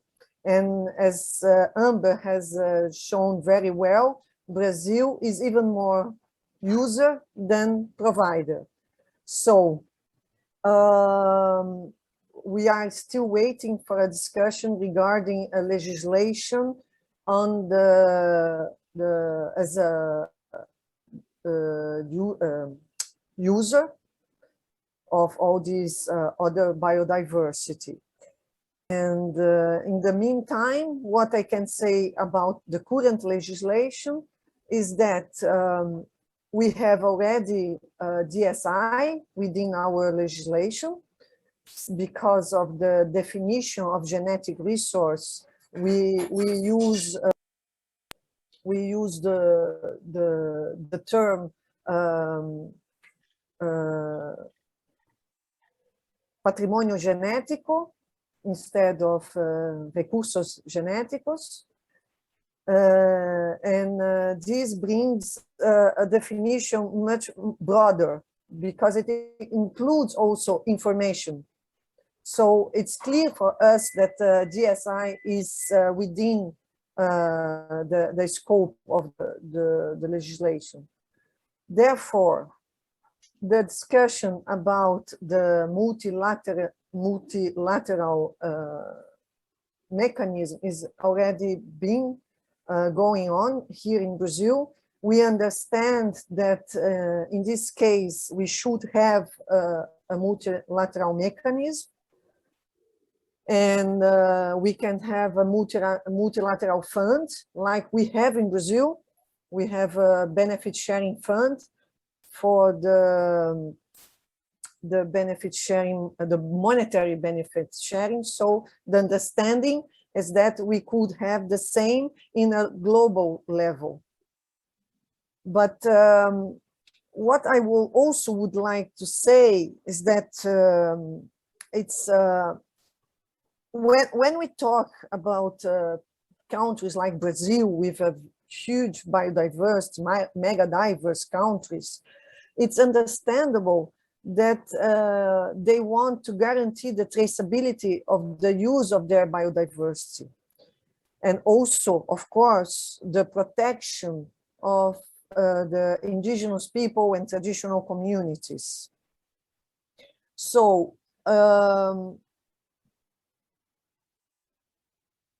however, we have really to be very careful so that the control, monitoring of the use of this biodiversity does not result in the impossibility of using it, as already happens in some cases in Brazil, whose current legislation is preventing the use of biodiversity by foreigners due to a requirement of association with Brazilian institutions. So foreigners who want to use our biodiversity or our DSI in the public database, they have to get associated with Brazilian institution. And unfortunately, the result of this is that foreigners don't want or are unable to use our biodiversity anymore. And this is going to against what CBD proposes, since we are not able to preserve our biodiversity without knowing it. And that is what is happening in the case, for example, of Brazilian taxonomists who are hindered from describing new species of bacteria. So the lesson is that these processes have to be revised and corrected so we can avoid this huge setback in relation to the knowledge and use of biodiversity. Well, this is what I wanted to say about the lesson learned. Thank you. Gracias, Manuela. Eso lo agradecemos porque estamos hablando realmente como el sistema multilateral como una solución, y tú también nos estás mostrando que mucho depende del diseño, que no necesariamente por tener un sistema multilateral vas a eliminar todas las dificultades y todos los obstáculos para acceder y utilizar los recursos genéticos. La pregunta que tuvimos delante de Juan Camilo Rancayo sobre la biología sintética, que había dicho que quería esperar para este panel para proponer la pregunta. Me gustaría saber sus opiniones, y empezando de un sistema multilateral, capaz puede seguir. Con la biología sintética es posible en que se use cientos de secuencias para generar cientos de secuencias naturales para generar una secuencia consenso que probablemente no existe en la naturaleza. Entonces, me gustaría escuchar de los panelistas de cómo un sistema bilateral o cómo un sistema multilateral podrá asegurar, cómo trata este caso y que haya repartos de beneficio asociado con este tipo de secuencia que no ocurre en la naturaleza.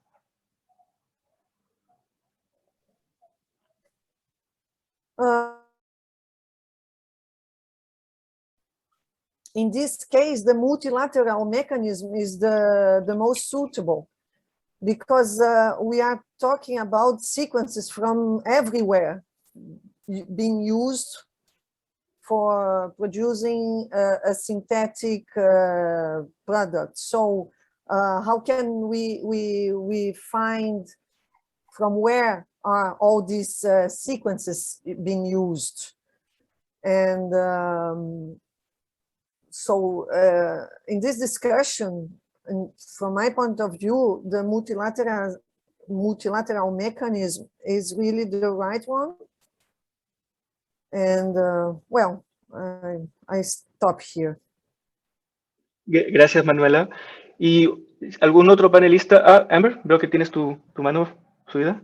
Well, yeah, just to add complexity, it's also not quite so simple that some brilliant scientists would take 100 sequences from 100 countries and then use them exactly equally to come up with this new synthetic biology-based sequence and then commercial product. It's far more likely that they would use 1,000 sequences or 500,000 sequences, reduce it down to 2,000, and then focus in on 100, and then use a little bit of this, a bigger chunk of this, and then a smaller piece. And so if you think about a bilateral system, even a really fancy one like blockchain, that means you have to do the tracking and tracing from the several 100,000 down to the reduced set, down to the reduced set, and then apportion different pieces of that new gene sequence into your benefit sharing calculations. It just even describing a simple hypothetical example makes me a little crazy.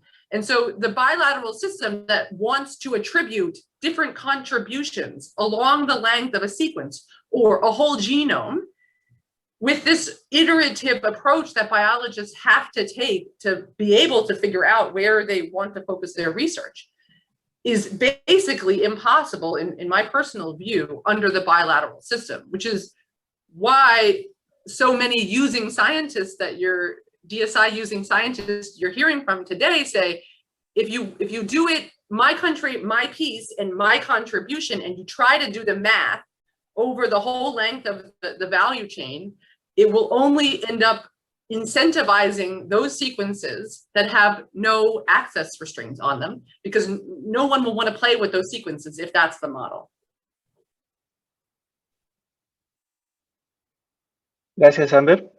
Y una última perspectiva en este tema antes de tomar la próxima pregunta. No. Ya, tenemos otra pregunta que ha llegado por el cuadro. A ver, por un poco de contexto, que el mundo está totalmente diferente a lo que como estaba hace 30 años cuando el sistema de ABS fue diseñado. En ese momento estaba previsto un papel positivo para la protección de propiedad intelectual, pero ahora vemos realmente un papel más negativo y se ha materializado en el contexto de las vacunas, que vemos que no son accesibles por todos. Entonces, que algunos beneficios que resultan de la utilización de recursos genéticos no están accesibles a todos. Entonces, la pregunta es, ¿deberíamos pensar sobre DSI como una oportunidad para promover ciencia abierta y libre de patentes y de control privado? Es la pregunta que ha llegado. Si deberíamos tomar esta oportunidad de DSI para realmente ir un paso más allá. Y de nuestros panelistas, si alguien tiene una opinión o observaciones.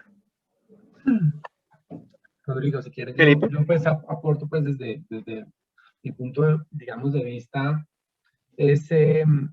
yo realmente sí creo que pues en 30 años el mundo científico ha evolucionado pues de una manera enorme, exponencial, o sea, es decir, y yo digamos que situándome como en Colombia, no, yo te digo, hace 30 años los investigadores en el país que teníamos formados en biotecnología, yo podría decir, eran contados con los dedos de 2 manos. O sea, de verdad, de pronto hace 30 años eran todavía muy pocos. O sea, hoy en día eso se ha multiplicado pues por 100 veces, o sea, 10 veces, o 20, 30, 40 veces. O sea, realmente hoy tenemos, producto de que Colombia no es un país que está en este momento en la OSD, entró pues a la OSD en el año 2019-2020, pues se dio como la entrada. Se han multiplicado los grupos de investigación en temas de biotecnología también exponencialmente. Todo lo que yo he contado de capacidades también han crecido mucho. Yo creo que hace 30 años eventualmente sí, las discusiones eran como para proteger mucho esa diferencia tan grande que había, pues como obviamente alrededor de la ciencia y la generación, producción de conocimiento, la investigación, el desarrollo, la innovación. O sea, era muy distinta en eso. Y yo sí creo que yo, pues, de pronto esta respuesta, no sé, lo hablo mucho desde mi experiencia. O sea, digamos que aquí no quiero pisar, como decimos en Colombia, callos de nadie, pues, pero yo creo que para muchos investigadores que llegaban formados, o sea, en biotecnología, bioinformática, secuenciación, todo este tema, que nunca lo vieron en sus universidades, se volvió en una especie de lastre y de desincentivo, y fueron muchos años en donde yo veía frustración, digamos, alrededor de este tema. Sobre todo porque pues en ningún momento pues estaba pensado ni siquiera un tema de que me voy a volver rico, o sea, ni voy a sacar de aquí pues una patente que va a hacer rico mi universidad, cero. O sea, estábamos empezando realmente a generar capacidades, y yo sí creo que inclusive a nosotros, con el tema de código de barras de ADN, nos costó 3 años tener un contrato de acceso para eso, o sea, 3 años. O sea, perdimos oportunidades como Instituto Humboldt en eso, por tener un contrato de acceso. Después se revisó y dijo, no, eso no necesita de pronto contrato. Y perdimos 3 años. Entonces, es decir, en este momento, mucho de lo que yo siento es que es que esto otra vez empieza a tener a muchos de los investigadores así pensando como, oh, van a haber más desincentivos. Para mí lo difícil que resulta ser científico en términos de conseguir plata, recursos. Estoy consiguiendo, o sea, yo me la paso el 90% del tiempo es consiguiendo recursos para mantener mi equipo de investigación y para financiar los reactivos. Fuera de eso, ¿le vamos a poner más restricciones? Pues yo realmente creo que la pregunta es obvia, o sea, la respuesta es obvia, perdón. O sea, yo creo que al contrario, tenemos es que facilitar, o sea, como lo he dicho yo, lo que nos facilitó avanzar en todo el tema de identificación de especies fue el open access, fue la ciencia abierta, fue la posibilidad de que nos conectáramos con el mundo y con todo lo que las secuencias nos han permitido a nosotros es realmente avanzar y evolucionar mucho desde el instituto en lo que hacemos. Gracias, Felipe. Y si alguna otra persona, algún otro panelista quiere contribuir a esa cuestión, Alejandra. Sí, yo creo que igual también lo había contestado hace un momento y es como que en general la generación de información pues de secuenciación es masiva. Entonces es como no se puede como restringir a, bueno, cada vez que subamos o cada vez que bajemos tenemos que hacer pues o algún cobro o alguna restricción o estar revisando pues una patente. Aunque esto no se pelea tampoco con patentes, nosotros tampoco estamos diciendo pues las patentes no deberían de existir, ni siquiera propiedad intelectual, no es eso lo que nosotros estamos hablando, sino que sí, o sea, igual seguimos apoyando patentes, propiedad intelectual, si hay algún interés industrial para proteger la biodiversidad de algún país, pues esto es muy diferente a cuando nosotros estamos hablando de la generación de información y el acceso a la información. Entonces, solo eso quería aclarar esas diferencias y que sí, yo estoy totalmente de acuerdo con el Open Access de información y también eso no se pelea con las patentes. Gracias, Alejandra. Creo que la pregunta es bien interesante porque realmente, ¿por qué no? Que el diseño de un sistema multilateral da una oportunidad para reimaginar el ABS y podemos agregar elementos, de la misma manera que estamos hablando de crear, de mantener el acceso libre, podemos también incluir elementos que preservan, no necesariamente que prohíben las patentes, pero que preservan el acceso a las tecnologías. Bueno, en fin, pues tenemos poco tiempo y varias preguntas. Tenemos una pregunta un poco difícil, es una pregunta, pero que es importante que la planteamos. Manolo ha reformulado su pregunta. Inicialmente él estaba hablando de las rentas, han sido de concepto económico, que han sido olvidadas en este debate. Y él quiere saber cuánta atención se ha prestado a la economía de la información y cuánta atención se ha prestado al tema de extracción de rentas. Ahora, ustedes como científicos también toman en cuenta estas dimensiones en sus discusiones sobre el DSI o son temas un poco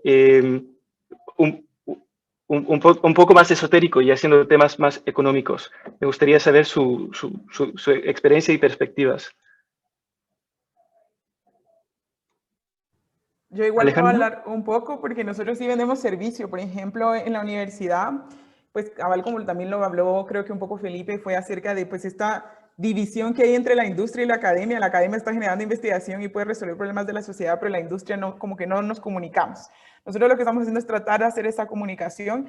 Como repito, yo soy más del área biomédica y acá lo que hablamos es para el diagnóstico de una enfermedad rara tenemos que hacer secuencia de un genoma muchas veces del menor y de los dos papás. Entonces estamos hablando de 3 genomas y que me puede salir a unos, ¿qué les digo yo? Como a unos $2,000 por persona. Y estamos hablando de que son personas de escasos recursos, no tienen acceso y como pues estaba hablando Manuel, no es rentable. O sea, nosotros estamos sacando el costo de cuánto me cuesta y no salen los costos. O sea, cuando lo queremos trasladar a las personas que se podrían beneficiar de esto, no pueden pagarlo. Y pues como dice él, pues no lo podemos hacer de forma bilateral, como una transacción de que, bueno, entonces viene el cliente y me paga a mí por hacerle su exoma porque está preocupado por su hijo, porque tiene una enfermedad rara y quiere diagnosticar para ver qué tratamiento puede hacer, para poder si puede prevenir algún otro síntoma, alguna otra consecuencia. Todo lo que nosotros hacemos es algo multilateral, que es algo bien chiquito, pues por supuesto no es el DSI, pero es algo bien chiquito. En todo lo que hacemos nosotros es generar ingresos de fundaciones. Alguien que le interese la investigación de enfermedades raras, alguien que le interese pagar porque los niños reciban su tratamiento, alguien que está desarrollando un tratamiento para ese tipo de enfermedad rara. Entonces empezamos a generar como una red de información de varios interesados que pueda sustentar el proyecto. ¿Por qué? Porque más que todas las enfermedades raras están afectadas a nosotros en el área rural, pues también en el área urbana, pero en el área rural, pues hay más complicaciones porque ellos no tienen acceso a información ni acceso a salud. Entonces se vuelve como un sistema bastante difícil de sostener, pero no imposible. Entonces a manera micro, eso es lo que nosotros logramos hacer con enfermedades raras y lo podemos hacer con el DSI con cualquier información que quieran. Como estaba hablando Manuel, pues no es sostenible cuando hablamos de cómo nos cuesta en Latinoamérica, más que todo por cambios de aduanas, porque no hay industria manufacturera en nuestros países, porque no tenemos, por ejemplo, la infraestructura física y también, pues, por ejemplo, en Guatemala todavía nos está costando un poquito en sacar nuestros científicos especializados, pero eso no nos detiene, sino lo que está tenemos una red de contactos y por eso es que la visión multilateral es necesaria en este tema de DSI. ¿Y alguna perspectiva sobre capturando el valor de la extracción de rentas? Sí, en el caso de rentas, por ejemplo, nosotros pues, no sacamos renta con enfermedades raras porque sí nos sale mucho más caro pues, y hacerlo que venderlo, pero por eso tratamos con las fundaciones. Pero entonces nosotros lo que hacemos es vender otros servicios que puedan sostener la secuenciación de la generación, que son servicios que la gente pues tiene como más acceso y más fácil de pagar, entonces vendemos por volumen. Entonces, en caso de las rentas, en esa específica prueba pues no sacamos, pero sí es sostenible porque vendemos otros servicios que sí son rentables. Gracias, Alejandra. Ahora, quiero dejar los últimos 10 minutos para que cada panelista dé su última palabra, de sus observaciones reaccionando al webinar. Entonces, con los pocos minutos que quedan, hay una pregunta que quiero preguntar a Scarlett. Scarlett, a ver, ¿qué es lo que más te preocupa o qué es lo que más espera que logre un sistema de ABS para DSI? Puedes tocar en cualquier dimensión que te más apasiona. Bueno, mi esperanza, y tal vez es un poco inocente, es que que el compromiso que se encuentre vaya en serio a fomentar es la continuación de esta colaboración científica, que no vaya a ser un proceso tan tedioso que los investigadores van a preferir quedarse en sus áreas con sus colaboradores directos en sus regiones, porque eso solo, o sea, no nos va a llevar a nada bueno. Y que el compromiso obviamente logre satisfacer como que a los dos lados, a la política nacional y también a la parte práctica que es la científica como de nuestro lado, ¿no? Por mi experiencia trabajando en la universidad, sí me doy cuenta que si el proceso es muy tedioso, si el proceso no es claro, si el proceso va a durar 3 años, los científicos van a votar el proceso, porque, o sea, los proyectos son de 2 o 3 años, y no podemos calcular que el proceso se va a dar 5 años cuando el proyecto solo duró 3.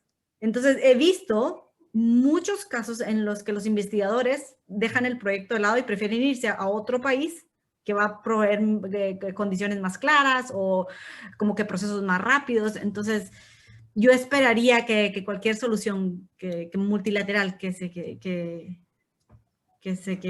escoja vaya a poder como que ser un buen compromiso para los dos lados y que vaya a poder como que fomentar toda esa parte de que todos usen de todos lados y no que la gente solo se va a ciertos lugares que van a ser más fácil que otros, que es probablemente el caso actual.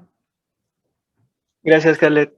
Y Manuela, para ti, ¿qué es lo que te más preocupa y qué es lo que más esperas de un sistema de ABS para DSI? Ya sabemos que hay cosas que te gustaría que cambien del modelo de Brasil, pero de un sistema global, ¿qué esperanza tienes y qué te preocupa? Well, I really wish that we can have an efficient system to guarantee the open access, but in the same time to have the benefit sharing, to guarantee the protection of biodiversity and the protection of the traditional knowledge holders, the associated traditional knowledge holders, the indigenous people and traditional community being protected and having the benefits from the use of DSI and genetic resources in general. So, yeah, my hope is that we have something that really works, that we can continue studying and doing research with our biodiversity and the biodiversity of the globe, the international biodiversity, but to have the right protections towards our indigenous peoples and traditional communities, and in the same time, our biodiversity that here in Brazil is facing a lot of trouble. That's it. Thank you. Gracias, Manuela. Ahora, por el tiempo, vamos a mover a cerrar el webinar y terminar con la última palabra. Quiero notar, hay dos preguntas que no hemos dado respuesta, no hemos preguntado. Una porque una no la preguntamos, es la pregunta si el sistema multilateral contemplaría mecanismos que protegen países que estén en el proceso de ratificar el protocolo de Nagoya o inclusivo que no lo hayan firmado. Ahora, pienso que esa cuestión es realmente más técnica sobre el diseño de un sistema multilateral y no realmente tocando los temas que hemos enfocado en este webinar y que necesariamente nuestros expertos están mejor posicionados para responder. Entonces, disculpa, pero esa pregunta por el tiempo no vamos a tomar. Pero pues esta última pregunta la dejo abierta para que ustedes tomen en cuenta por si quieren en sus última palabra tocar. La pregunta es, ¿a qué le parece a los panelistas si todos los nuevos productos biotecnológicos desarrollados con el uso de DSI como insumo principal, independiente de su origen, tendrían que pagar un porcentaje de sus lucros en un fondo multilateral? Y pienso que eso realmente es lo que estamos hablando. El diseño de un modelo multilateral es exactamente, tendría esas características. Entonces, no la preguntamos, no la puse como pregunta para los panelistas, pero sí es algo que estamos todos pendientes y capaz que los panelistas podrán tocar sobre esa cuestión en su última palabra. Ahora, para la última palabra, reflexiones sobre o cosas que es fundamental que no hemos tenido la oportunidad para tocar en el webinar. Pues un 30 segundos, un punto clave que quieren que todos que salgan de este webinar se recuerdan, o una reflexión sobre algo nuevo que escucharon y que van a tomar en cuenta de aquí para adelante con cómo se va desarrollando su propia posición con respecto a cómo se trata este tema de ABS y DSI. Entonces, uno por uno, y vamos a empezar con Alejandra. Bueno, pues muchas gracias. Yo lo que quiero dejar de este panel es que todos los que trabajamos en producción de secuenciación de información digital y los ABAs, no solo somos científicos, así que agradezco muchísimo los comentarios que estuvieron en el chat porque realmente fueron enriquecedores. Necesitamos de una multidisciplinariedad de profesiones, necesitamos a los abogados, necesitamos a los economistas, necesitamos a los bioinformáticos, necesitamos a los que hacen políticas públicas, necesitamos un sistema en cada uno de los países y también como a nivel mundial, porque si se dan cuenta, pues este compartir de información no solo de un solo país o de una sola región, sino todos estamos conectados. Necesitamos reducir estos como gaps que hay entre los países desarrollados y en vías de desarrollo. Creo que una forma de esto pues es procurar estas discusiones. Es importante las tomas de decisiones que se vienen a final de año. Entonces tenemos que tomar en cuenta pues que no solo nos conciernen a los científicos o a los no científicos, sino a todas las profesiones, estudiantes, porque el beneficio de la DSI es para todos. Gracias, Alejandra. Felipe, ¿tu última palabra? Sí, yo también creo como muy por la vía de la respuesta de Alejandra. O sea, yo creo que en mi opinión este tema es muy también contexto dependiente, es decir, como que digamos, cada país es un mundo, o sea, es una complejidad. Colombia, pues yo pues no hablé de eso, pero en el tema cultural, Colombia es un pueblo, es un país que tiene más de 84 pueblos indígenas, tiene fuera de su comunidades afrodescendientes. Entonces, muchas de las decisiones que se toman en Europa, en las COP, en esas discusiones, pues maravillosas, porque allá pues están en hoteles de 5 estrellas, buenísimas, y cuando vienen a Colombia y cuando eso empieza a bajar, pues obviamente eso no pasa, o sea, es decir, aquí pues es muy complejo y por eso mismo no hemos ratificado el protocolo de Nagoya, o sea, es decir, nosotros acá tenemos pues el tema, pues básicamente está quieto por un tema de consentimiento previo informado con las comunidades. Ya vamos, y los primeros que firmamos allá en Nagoya, fuimos de los que primero firmamos, fuimos nosotros. Pero pues obviamente cuando llegamos acá, la realidad es muy distinta acá. Entonces yo creo que este tema de DSI es muy interesante porque también evoluciona 10 años de qué ha pasado, pues desde que se firma Nagoya ahora. Y pues sí, obviamente pues también tenemos que empezar a ver cuál es el contexto en el país como para que estas discusiones realmente evolucionen de acuerdo a nuestras condiciones. Que no hablé del tema de propiedad intelectual, pero eso es otra cosa, eso es otro mundo, otro universo y digamos que ahí también hay ciertas posibilidades de aprendizaje con esto. Gracias, Felipe. Manuela, tu última palabra. Well, yes, I also agree that this discussion on DSI is very, very important. And I would like to comment in this question regarding the proposal of paying a percentage of a product's profits in a multilateral fund is exactly what is expected. And we can have the Brazilian example, because in our legislation, the idea is just exactly this, to have a percentage of this, the profits of this product going to a fund that then is reverted to the protection of the indigenous populations and the traditional communities, and also for the preservation of our biodiversity. So this is the way to go. Thank you very much. Gracias, Manuela. ¿Y Scarlett, tu última palabra? Sí, yo lo que quisiera decir, tal vez yo me siento muy afortunada porque creo que hay que apreciar en el momento en el que estamos ahorita, en esta posición que estamos ahorita, que creo que es una posición de lujo, porque podemos traer una perspectiva de la parte práctica, que creo que algo que fue lo que faltó hace 30 años, ¿no? Con lo del convenio o con el protocolo, y que está, como decía Alejandra, que esta colaboración transdisciplinaria, que no es solo de científicos ni solo de los que toman decisiones políticas, pueda informar decisiones mejor informadas a finales de año cuando la COP pase.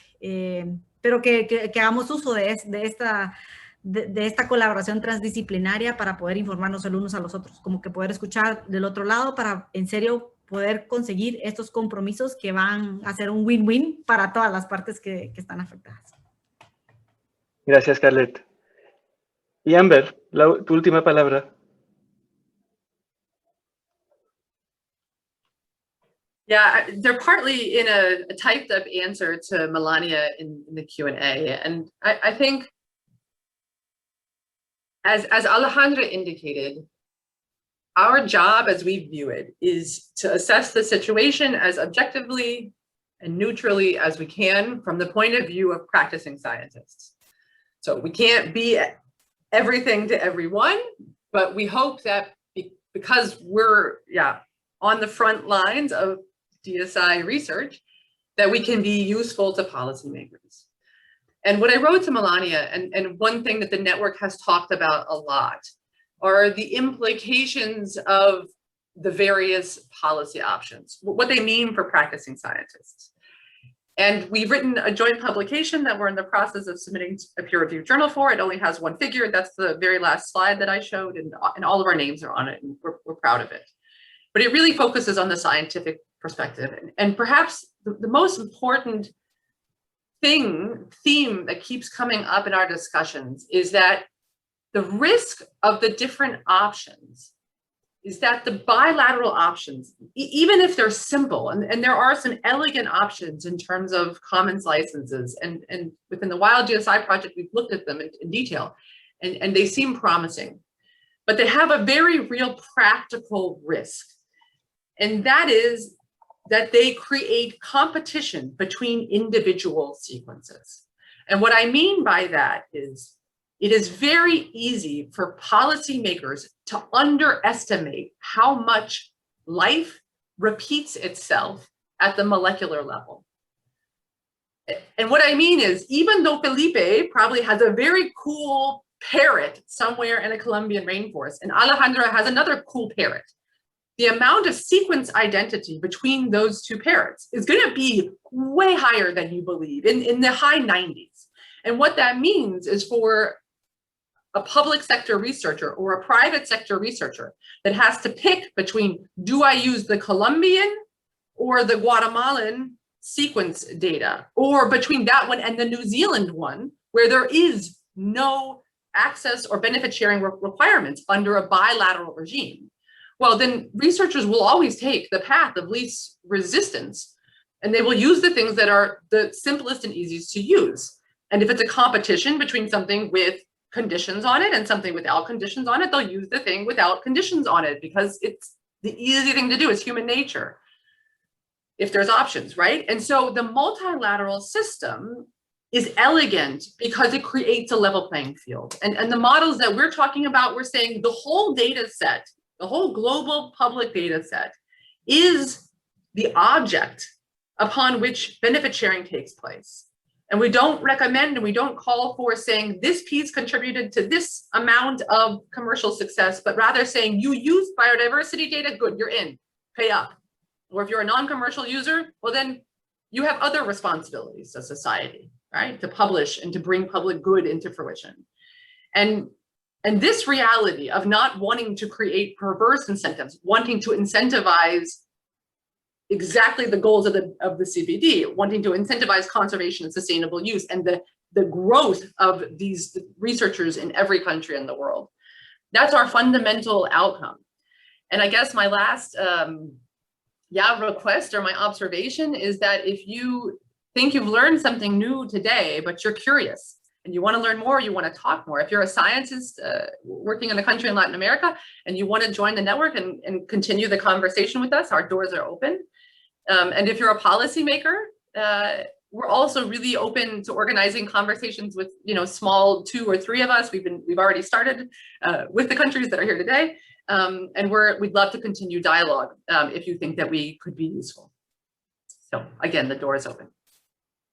Gracias por esa última palabra. Creo que tenemos los datos del network que Emerjag iba a compartir, los datos. No los veo en mi pantalla, pero por si acaso, espero que ellos tengan la oportunidad. Esto nos lleva al fin del webinar organizado por el network. Si usted es un experto o creador de políticas sobre el ABS relacionado con recursos genéticos y especialmente el tema de DSI, esperamos que usted ha adquirido una mejor comprensión de cómo los investigadores utilizan DSI en su parte de la cadena de valor y investigación e innovación. Y que desde una perspectiva científica importante y que vean que que la comunidad científica es muy importante preservar el acceso a DSI tal cual. Las soluciones multilaterales en lugar de bilaterales para promover presentan una mejor oportunidad para llegar a un compromiso al debate sobre la DSI. Hay varias opciones posibles y esperamos que las necesidades y las perspectivas de la comunidad científica realmente se tomen en cuenta, igual como los otros grupos interesados en este tema. Ahora, finalmente, en nombre de nosotros de SMZ y también del red de DSI que organizó el webinar, y estoy seguro también en parte de los participantes, extiendo un gran agradecimiento a nuestros panelistas por compartir sus experiencias y puntos de vista, y también a nuestros traductores por ayudarnos a cerrar esta brecha lingüística. Y con esa nota nos despedimos y le deseamos a todos una gran continuación. Chao.